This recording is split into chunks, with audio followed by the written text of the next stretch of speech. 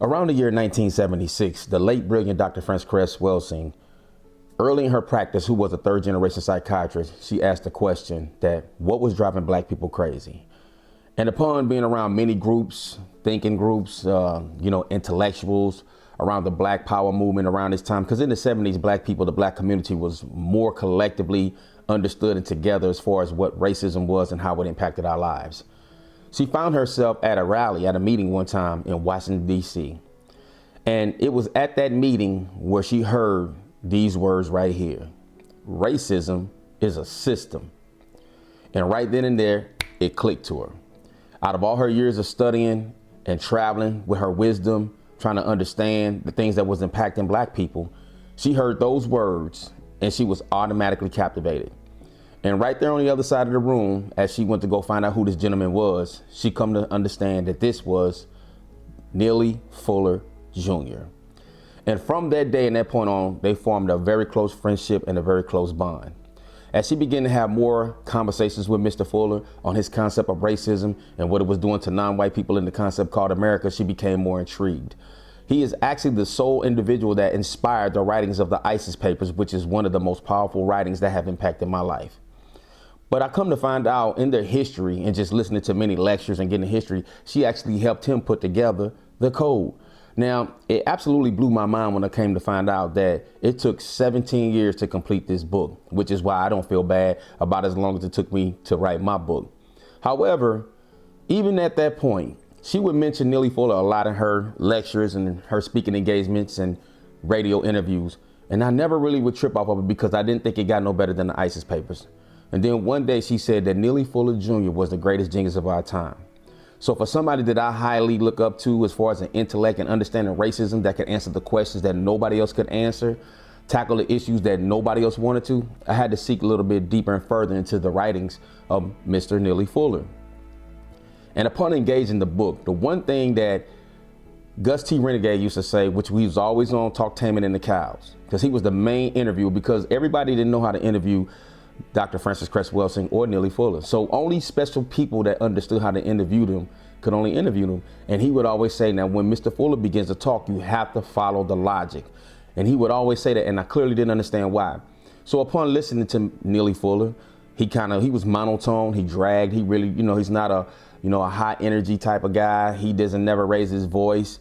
And at first, when I was listening to him, I'm like, this don't make any sense. That's nothing, that's stupid. But what I had to do was I had to remove all the intellect that I knew from my education. I had to remove any type of religious presets.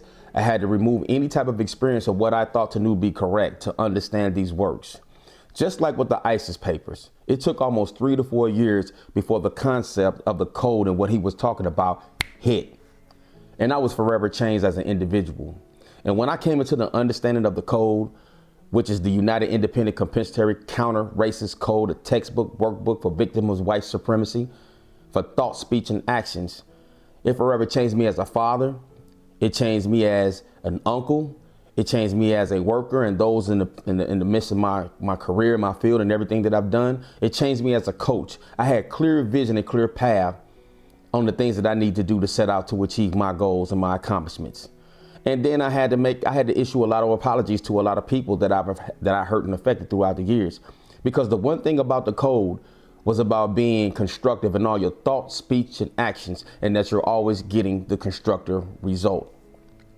But as time went on and I got deeper into the works, I absolutely found it so amazing that a lot of the ways that Mr. Neely Fuller Jr. thinks is exactly how I think, spot on and to the point. And so understanding the code and everything that was written in the code, my whole life began to be centralized around the code, also supplemented with the ISIS Papers, which is a very powerful read that I suggest people go and get. Neely Fuller talked about the concept of America because justice did not exist. And that he said that non-white people in the concept called America were being mistreated in all 9 areas of people activity, which was economics, education, entertainment, labor, law, politics, religion, sex, and war, and how they are all intertwined with each other. But understanding this, going further into the teachings, I began to find it absolutely fascinating that every time that I engaged the code, that it worked. Now here goes a few of them that I'll highlight for you today, because this is one of the greatest works that I tell people that has impacted my life. Now, a lot of times I understand people find some of the things that I say offensive, but this is my life. This is my reality. These are my feelings. And this is exactly my stance. And I tell people all the time that the ISIS papers, along with the Code, are two of the most powerful books that I've ever read in my life. Even more powerful than the Bible, more powerful than 120, and even more powerful than some of the passages that I read in the Quran, right? And people don't even understand what I'm saying. A lot of times religious texts are for salvation after death, but I found the Code and the ISIS papers to be salvation while yet I'm still alive, to make sure that I don't make decisions that a person who does not know that they are a victim make. The four things that he said in his writings. He said there are 4 factors to the motivating characteristics to everybody on the planet. The first one being that of white supremacy racism. The second, the reaction to white supremacy racism. The third was sexual expression and a reaction to sexual expression.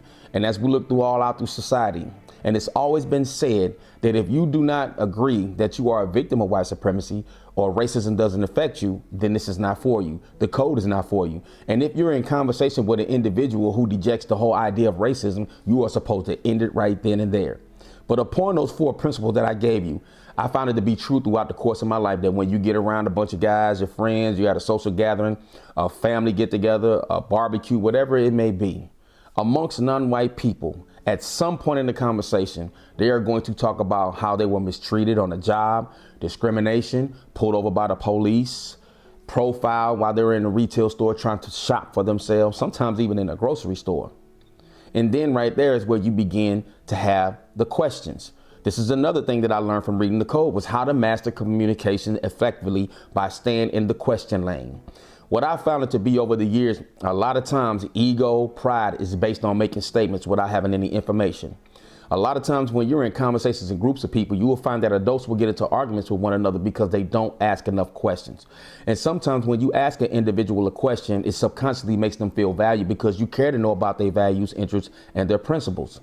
And so once I learned that aspect of always staying in the question lane, the way that I speak and converse with people completely changed, and I got the results that were always constructive. They did not lead to an argument, did not lead to any disrespect. But I don't stop there. I'm a solo individual, have always been introverted. A lot of people tell me, how did you make it to 52? You survived, you don't have no criminal record, you was never shot, killed. I mean, not killed, you were never shot, stabbed, or wounded, and you managed to stay out of places where things go down. Because according to the Code, and this is something that I practiced even before understanding the Code, there's a concept called no contact, no conflict, which means that if you are away from people who cause conflict, if you are away from environments where there's going to be conflict, your life will be peaceful and safe. I look on IG and Facebook all the time, and we always see a shooting at a nightclub or non-white people gather together at a park. And the reason why Neely Fuller said that black people need to stay clean away from each other is because we're full of poison, full of hostility, and the system has made us like this. Now, I don't want to get into the science of how non-white people have gotten to the point that they are, to why we have the level of self-hate that we are, but this is a proven fact.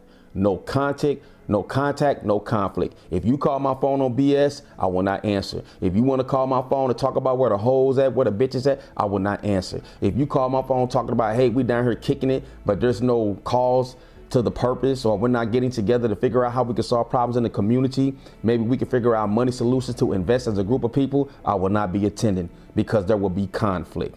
Few minutes, black people get together, we dapping, we loving up each other, bro hugging, smoking herb, if that's what you choose to do, drinking weed, and then 10 minutes later, we at each other's neck because somebody just said something disrespectful, another man looked at another man's woman, now we fighting, now guns have been pulled out.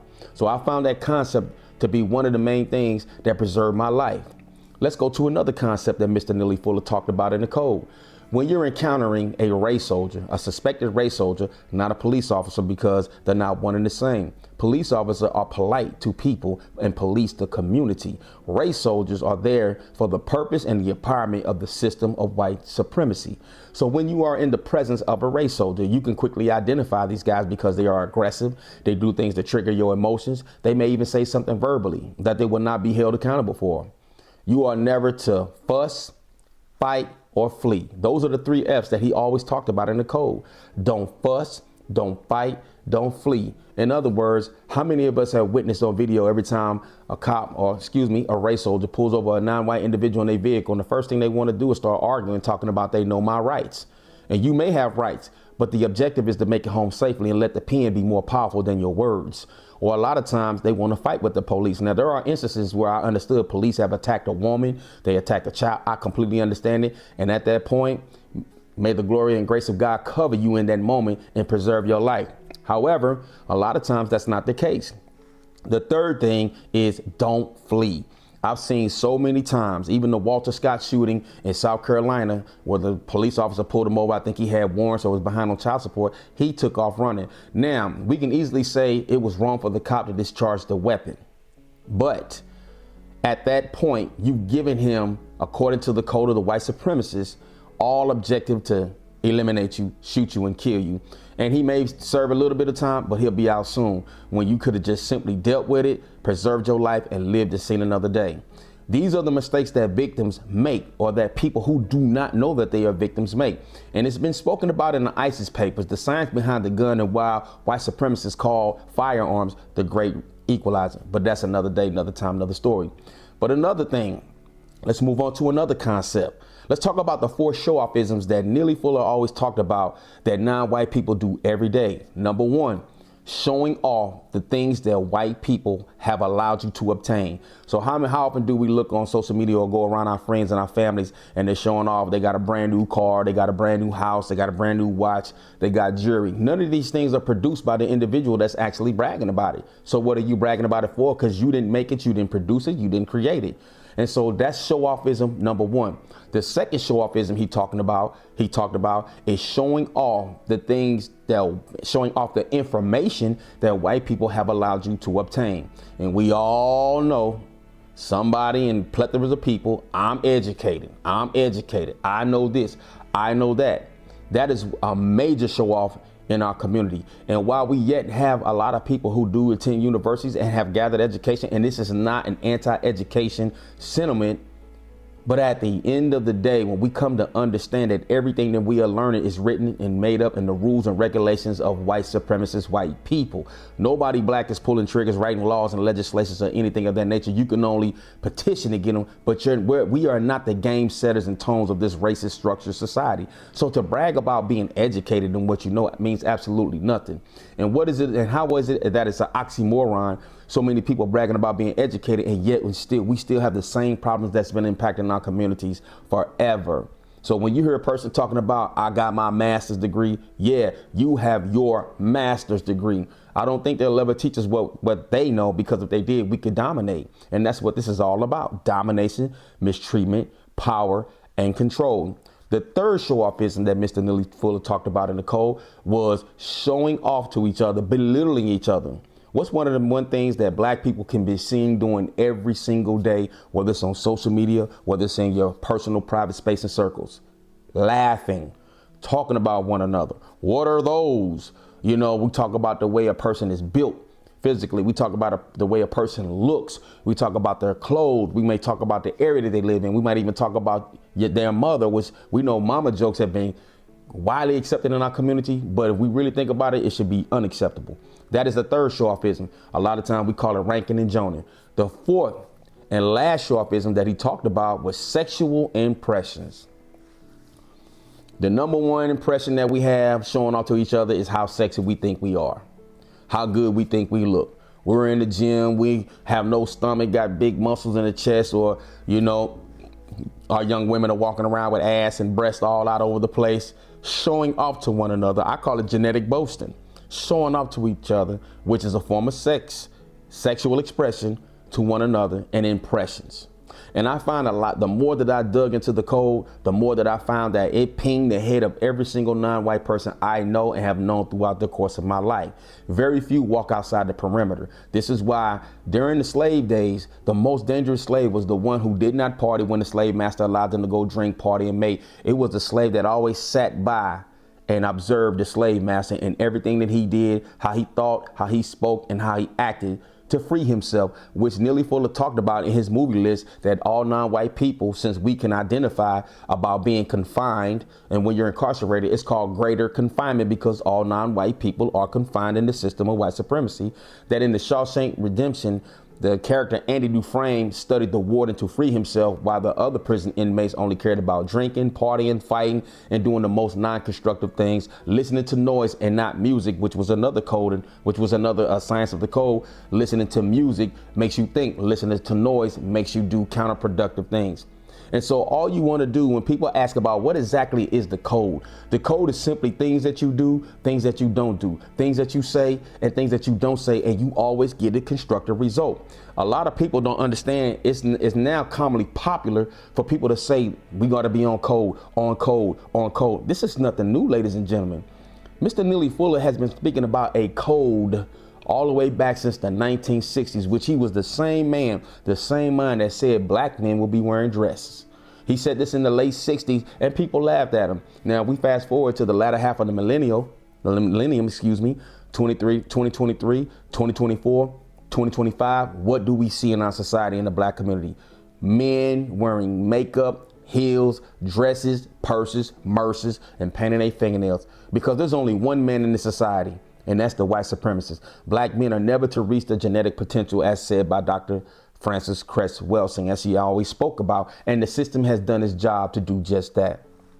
Another thing, let's talk about what I think is one of the most crucial sciences to the code that Mr. Neely Fuller talked about, and that is the 6 strategies that white supremacists use to confuse non-white people. The first strategy was racial classification confusion, and what this simply means is race is a concept. There's no such thing as race unless you plan on practicing racism. A lot of people get caught up, a lot of black people get caught up in nationality, sovereignty, being the correct persons. I have an identity, I'm not black, it ain't a color, and you are correct. But only in the system of white supremacy, and only in the system of white supremacy, one of my lights went out, but I'm finna roll with this video anyway.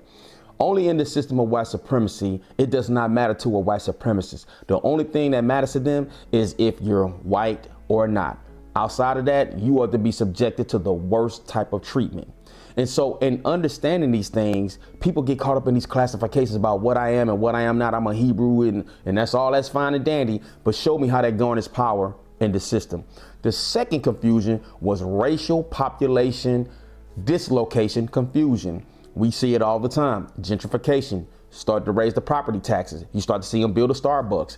Redlining, paying higher insurance in the blacker areas than you do on the whiter side of town. Quite naturally, understanding more crime takes place in these places because of poverty. People want what you have. And so that's one of the things that non-white people have always been tailored to be dislocated and made to move in areas where it is very challenging, and you're going to always be at a distance from your job. I notice here in Atlanta, most of the black people come from the east side, are always driving to Alpharetta or driving way up to North Cobb, or they got to go way to Fulton County. They always want to keep the concept of black people, keep them people moving, keep them squatting, never let them sit still, because if they sit still, they will start to think. The third is racial population tailoring confusion. And what this simply means, ladies and gentlemen, is that white supremacists at any given time, any given day, any moment can eliminate you, exterminate you for whatever reason that it may be. And there is absolutely nothing you could do about it for whatever the purpose that serves to empower the system of white supremacy. The fourth one is racial showcasing confusion. And what this simply is when they highlight people like the Jordans and the Oprahs, right? No pun to them. This is not an attack on them, but the white supremacists are very selective of who they raise up in the society, who they are going to allow to be the first black billionaire, the first black CEO, and put black people in positions of power, and then tell you that you could be like them if you pull yourself up by the bootstraps. But the biggest confusion is they are selectively selected. I tell people all the time, when was the last time you ever seen a revolutionary minded non-white person come into money and wealth to actually make real change in the community? You've never seen it done, and you never will as long as the system of white supremacy exists. Coming into the fifth one, racial sexual confusion. The eighth area in people's activity, according to the code, is sex. And that is the most powerful area of all. And as said by Neely Fuller one day in one of his talks on radio, he said that if you can confuse the victims of white supremacy, non-white people, of their sexual identity and purpose, then you can control them forever. And one of the biggest things in our community is sexual confusion. Now, disclaimer, I must say this anytime I talk about, sexual orientations, sometimes people may get in their feelings about it. I have nothing against anybody who is homosexual or lesbian. I have nothing against anybody who chooses to practice whatever sexual lifestyle you choose to. I'm here to live peacefully with all men, treat you with dignity and respect, and you're still a human being. But I'm speaking about the code of one of the greatest minds and one of the greatest writers to have ever existed. And the last is white racial sacrifice confusion, meaning a lot of times black people will see a white person that's homeless or without work or without money and assume that, that white person is broke just like me. That white person is homeless just like me. So racism is ending, and that is the biggest myth and confusion ever. And so a lot of people do not want to have the conversation about racism and white supremacy because people don't understand it. They don't know. Neely Fuller coined the greatest quote ever given.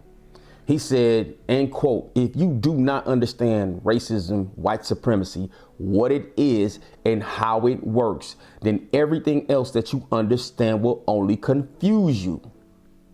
And throughout the course of my life, I've now come to understand that has been the number one confusion of why non-white people have not gathered any steam in this system. Hey, I get it. It's 2025. Talking about racism and white supremacy, it's old, it's outdated, it's not sexy anymore because we ain't figured out how to outthink them. We ain't figured out how to solve the problem. People rely on good credit. People think education. People think, they rely on their spiritual systems and think that that's all that it takes. Listen, people say all the time, racism will never end. We can never quell the system. And I'm here to tell you that that is the biggest lie. Because he always talked about laws, natural laws, universal laws, being a universal man and woman fit to live in this universe, studying the water, studying the galaxy, rocks, sand, grass, understanding the environment and the planet that you live in, and being able to have constructive relationships amongst other people and within people, which is politics, which is relating to people. But according to the law of the universe, whatever people put together, people can pull apart. The only reason why the system still stands is because non-white people have not made a decision to end it. And here's how I know we haven't. Because guess what? When we come up with a new dance, we don't have no problems putting a new dance together. And that dance will start on Friday night in New York City and will be in Los Angeles, California come Monday morning, especially at the speed of the cyber, the internet, social media. So whatever we decide to do, we control, we set the trends for everything in society. We set the trends on how to dress. We set the trends on how to rap and sing and entertain. We set the trends on how to play ball. We set the trends on all type of just lifestyle cultures. But I have yet to see us set the trend of solving problems without creating problems. I've seen every single challenge you can ever do on social media. I've seen the Tupac, How Do You Want It? I remember the very first challenge on social media was the ALS. I remember when people were setting themselves on fire. I remember when people was talking about bomb, bomb, bomb, and all the dances, but I've never seen us do a challenge to replace the system of white supremacy with the system of justice. Because we think that's something that God is supposed to do. That's God has nothing to do with that. There was no spiritual things that put this system together. These were physical material beings that put this system together. So what makes you think in your greatness of your own mind that you cannot dissipate the system? Just like Andy Dufresne in the Shawshank Redemption, you would have thought he could have easily said, "I'm never getting out of here. I'm going to serve my time." He knew he was an innocent man, but he sat there and he studied the warden. He did work. He sacrificed the social life and the luxuries to do the work. A lot of us don't understand we're highly intelligent. We've fallen into that part of the victimization hood that I call is not thinking and knowing that you could do better. Now people say, I've heard the other day an individual say that he gotten away from the works because it teaches victimization and people have run away with victimization. Listen, this work ain't for everybody. Neely Fuller's teachings ain't for everybody. Dr. Cress Welsing ain't for everybody. Everybody was born with the brain, but everybody don't use the mind. And when I talk amongst a lot of clinical therapists and psychologists and people who say they have their education, still to this day in 2025, I have not seen anything more powerful than the teachings of Dr. Cress Welsing and Neely Fuller Jr. Now, there's a sister on IG. I keep forgetting her name, brown skin sister with glasses. She's the closest one that I've ever seen that understands the works. And she's understanding from her own lane, and she's actually hitting points with me, because I tell people all the time, they say get counseling, get therapy. The person that can give me therapy is deceased. And so I find it odd and strange that in our community, because this is a special tribute to the brother, the life and legacy of Neely Fuller Jr., who made his transition on February the 4th, 2025. He was born October 6th, a Libra, 1929, 95 years of life. Libras are usually highly intelligent people, charming people, great business-minded people, organized people, very poised people, thinking people. My father's a Libra. He's October the 9th. So I understood his mood and his mannerisms. And I also understood that him and Welsing made me a master speaker, because master teachers don't raise their voice. Master teachers don't yell, and they're not hostile. They're not aggressive with people, especially when they slow to understand. And when people came from them, because I've heard people come from both of them on the radio, they always remain calm and poised.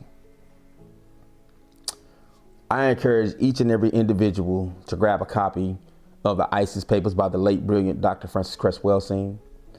I encourage people to pick up the United Independent Compensatory Code by Neely Fuller if it's not sold out worldwide, because it had been in recent years, because people starting to get a hold of these works and finding out that this is powerful. Why don't we as a community engage these principles?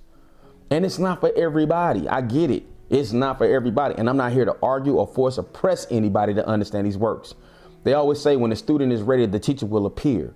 And we're all going to understand certain teachings and things in our life at the time we're supposed to.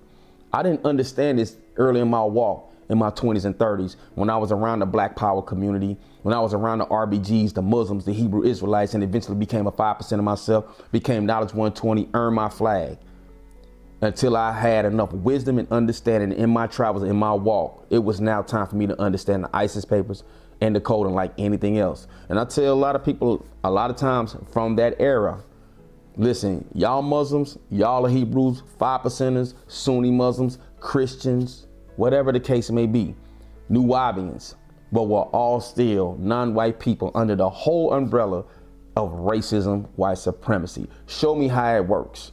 And I understand people have their spiritual practice to supplement life, to deal with problems, to deal with issues. But I was just never really wired like that until I got a hold of these works, and I clearly understood things in a different perspective that I could resonate from, that I could relate to. Because a lot of people still to this day are highly confused about white supremacy and what it's actually doing and how it impacts us. As I wrap this thing up, I want to say this. What I find disturbing about our community, we have had people who have come and gone and laid our lives down. And I want to say something to the brother, Mr. Fab, the MC out in Oakland, California. He was on a podcast the other day, and he said something so powerful. He said people don't even realize MLK was really a gangster. He was a really more powerful man than history showed him to be. Our community thought Martin Luther King was weak and he was a punk and he was soft, and he was not. Because at the end of the day, he died violently, which a lot of you so-called hard Negroes ain't gonna do. This man took a bullet and gave his life for our people. Malcolm X, who before he transitioned, El-Haj Malik Shabazz, meaning that once he started to travel the globe, he understood everything ain't so black and white. Everything ain't always about black power, because some of his biggest enemies were black people. Martin Luther King's enemy was black people. My grandfather, when he was around in his time, EIE to my grandfather, Reverend C.H. Thames, legendary. His biggest enemies were black people. And he opened up community centers free of charge for the community. And his biggest adversaries were black people. We have to understand, in order to deal with this problem with racism, white supremacy, it ain't going to just take black people. Ain't going to do this alone. Everybody must comply and play their part. And I say this all the time. I say this all the time. I used to always ask the question, if heaven is a real place, how many white people are there?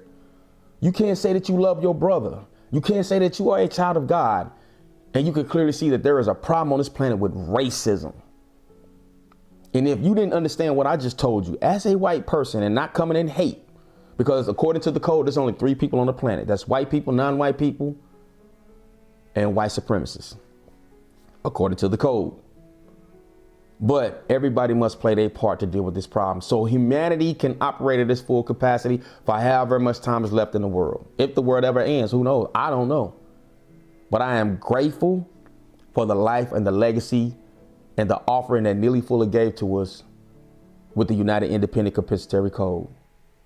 And I will never forget the day I was listening to him talk. He said when he was in the Korean War, he was sitting mountainside thinking about racism. Having been born in Oklahoma, he was well aware of the history of the 1921 Oklahoma race massacre and riots. But he was a high, fair-skinned man like my father. But that didn't stop racism from dealing with him and having its way. And I think that we need to honor those who have given our lives for us as a people in the community, whether it's John Henry Clark, Dr. Ben, you can call them whatever you want to. Some people say they're frauds. That's not really my concern. All I know is they dedicated their lives for the betterment and liberation of non-white people globally all over the planet. So when they transition from this world, those sanctuaries, those churches, or whatever they decide to have, the memorial, they should have been just as packed when we lose a rapper or an entertainer, or excuse me, an athlete. It's nothing against entertainers and athletes, but these people don't have no significant role in changing the quality of our lives for us as non-white people in this concept called America, who deal with racism, white supremacy, every single day of our life. It doesn't happen in moments. It doesn't happen in incidents. White supremacy, racism is non-stop, all the time. I want to dedicate this show to the memory of Annie Anderson, my mother's best friend, my aunt, and she is the reason why my mother and father met in the first place. And she has recently made her transition. As a child, you know, I thought I had a long time to be young forever. And then when you get older and you start to have bills and children, life begins to take off. I can't even remember what happened in my 30s.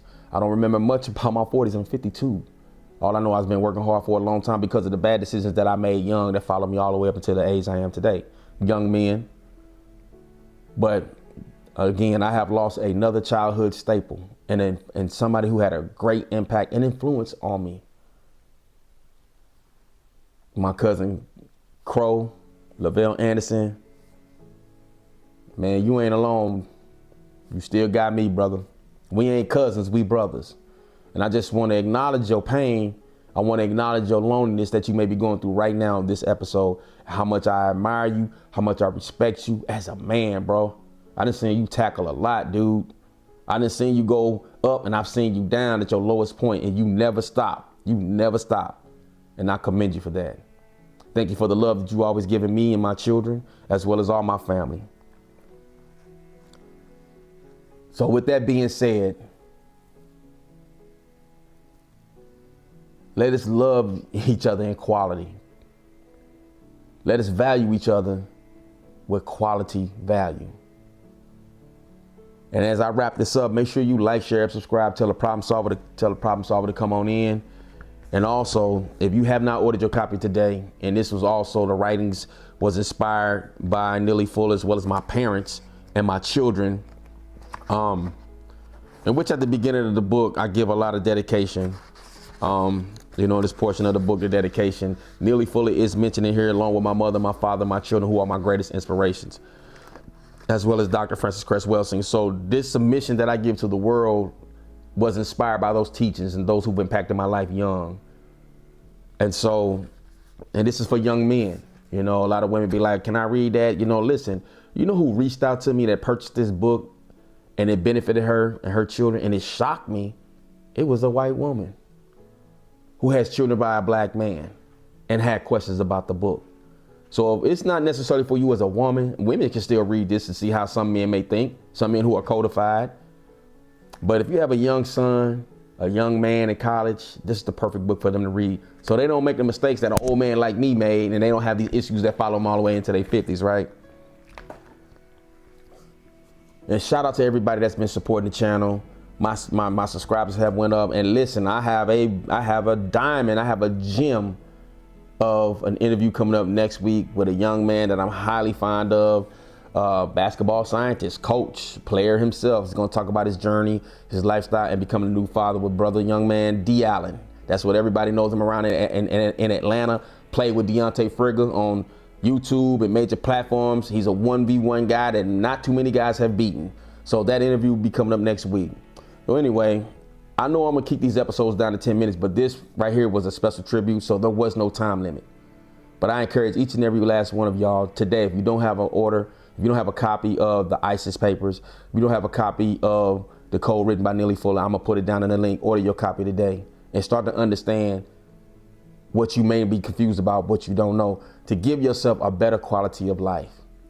And as always, before I get out of here, I always say, the biggest mistake that you can make in life is to think that you have time. Until next time, I say peace.